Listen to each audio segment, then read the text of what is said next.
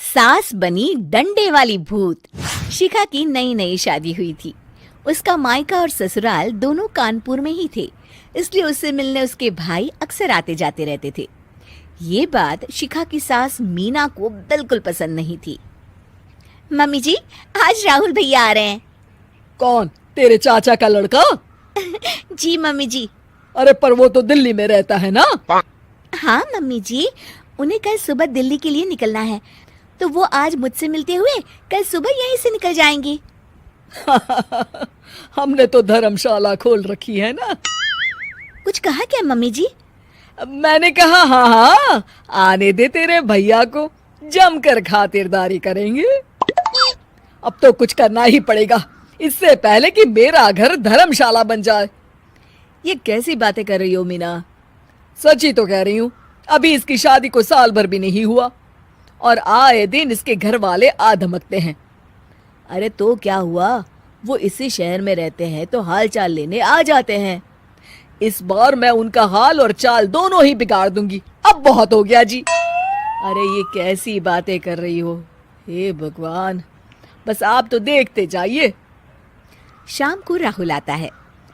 नमस्ते आंटी, कैसे हैं आप लोग? हम लोग तो ठीक है, तुम कैसे हो बेटा? मैं भी अच्छा ही हूँ आंटी। बस आज रात के बाद नहीं रहोगे। चलिए भैया, मैं आपको हमारा घर दिखाती हूँ। रात में खाने के टेबल पर शिखा, रोहित कहीं दिखाई नहीं दे रहा। जी भैया, वो ऑफिस के काम से बाहर गए हैं, कल शाम तक आएंगे। अच्छा अच्छा। बेटा, क्या तुम भूत प्रेत में मानते हो? नहीं नहीं आंटी जी, पर अचानक आपको ये ख्याल कहाँ से आ गया?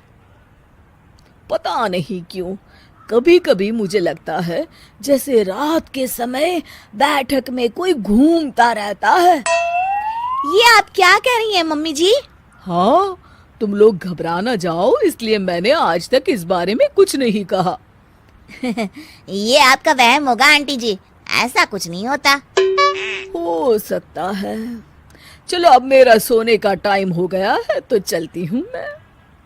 शिखा बेटा, राहुल के सोने की व्यवस्था वहीं दीवान पर कर देना। जी पापा जी। अब चलिए भी। अच्छा, तो बैठक में सोने वाले हैं साहबजादे। क्या बड़बड़ा रही हो? कुछ नहीं, आप सो जाइए। मीना और महेश के सोने के बाद शिखा और राहुल आपस में बात कर रहे होते हैं, तभी डोरबेल बजती है। अरे आप! सरप्राइज! काम जल्दी खत्म हो गया तो मैं आज ही चला आया। ये तो बहुत अच्छा किया। देखिए राहुल भैया भी आए हुए हैं, आप दोनों का मिलना भी हो जाएगा। कैसे हो रोहित? मैं तो ठीक हूँ भैया। शिखा, मैं भी आज यहीं सो जाता हूँ, राहुल भैया से बातचीत भी हो जाएगी। अच्छा अच्छा ठीक है। मीना आधी रात को उठती है, कंबल मुंह से पैर तक ओढ़ के डंडा लेके बैठक में आती है और देखती है दीवान पर चादर ओढ़े कोई लेटा हुआ है। देखो तो कैसे मजे से सो रहा है बहन के ससुराल में। मीना ताबड़तोड़ 4-5 डंडे मार देती है। अरे मर गया, अरे बचाओ बचाओ, कौन है? मीना जल्दी से अपने कमरे में भाग जाती है। हे भगवान, ये मैंने क्या किया? ये रोहित कहाँ से आ गया? लगता है ये नालायक राहुल मेहमानों वाले कमरे में सो गया होगा। आज तो इसकी खैर नहीं।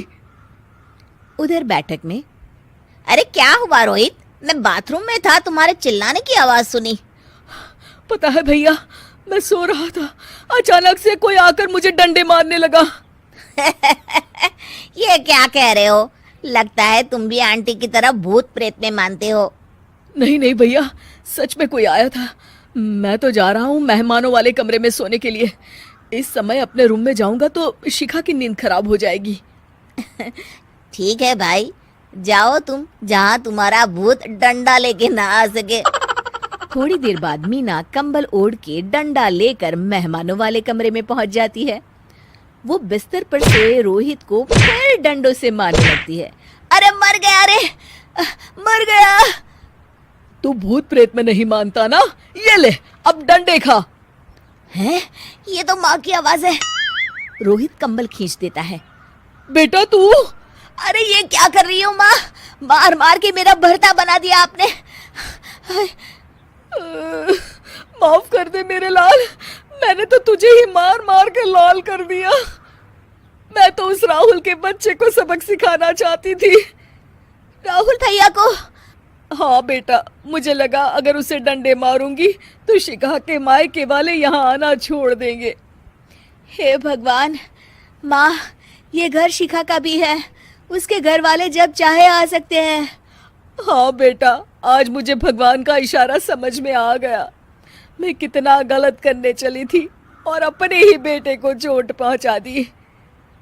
अब चुपचाप जाके सो जाओ माँ, और किसी को कुछ बताने की जरूरत भी नहीं है। शिक्षा